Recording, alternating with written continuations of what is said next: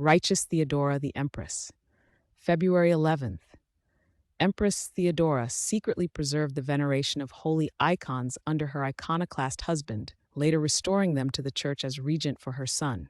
A heads up in the spirit of transparency. Please be advised that this content may include persecution, torture, death, imprisonment. The righteous Theodora, Empress of Byzantium, lived in the 9th century, a period marked by the final stages of the iconoclast heresy. Born around the year 815 in Paphlagonia, she came from a noble family, known for their piety and adherence to the orthodox veneration of holy icons.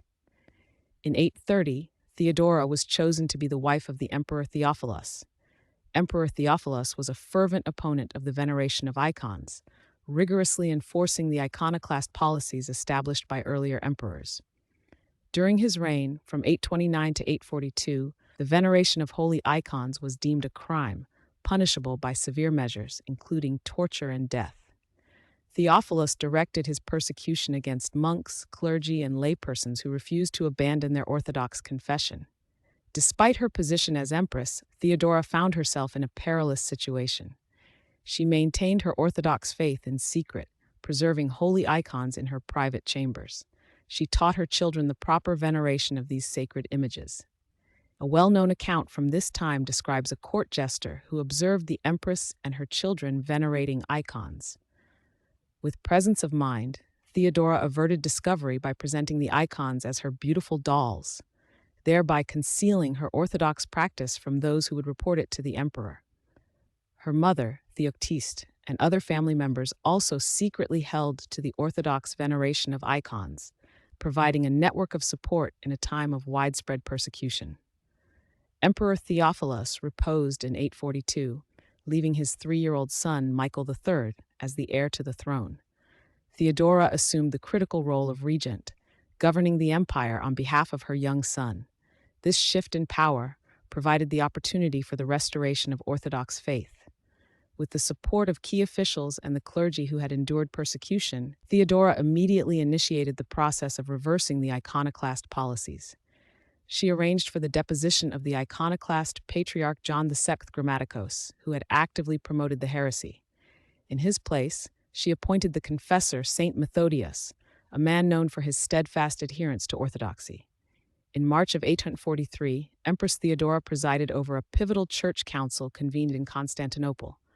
This synod formally condemned iconoclasm, affirming its heretical nature. The council solemnly restored the veneration of the holy icons, thereby reaffirming the dogmatic decrees that had been established by the Seventh Ecumenical Council in 787.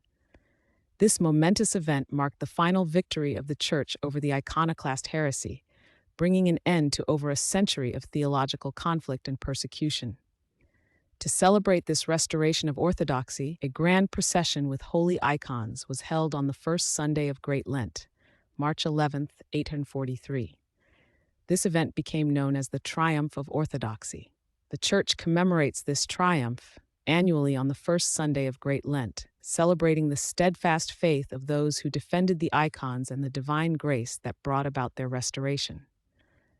Empress Theodora continued to govern the empire as regent for more than a decade, guiding its affairs with wisdom and piety. In the year 856, her son Michael III, influenced by his uncle Bardas, removed her from power.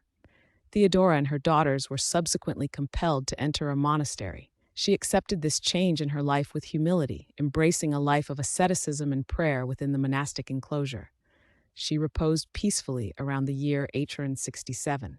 Centuries later, in 1460, the holy relics of the righteous Theodora were transferred from Constantinople to Kerkyra, known today as Corfu. There, they continue to be venerated by the faithful, bearing witness to her enduring legacy as a defender of the Orthodox faith and a restorer of the holy icons. Her life stands as an example of quiet endurance, firm confession, and decisive action in the service of Christ's Church.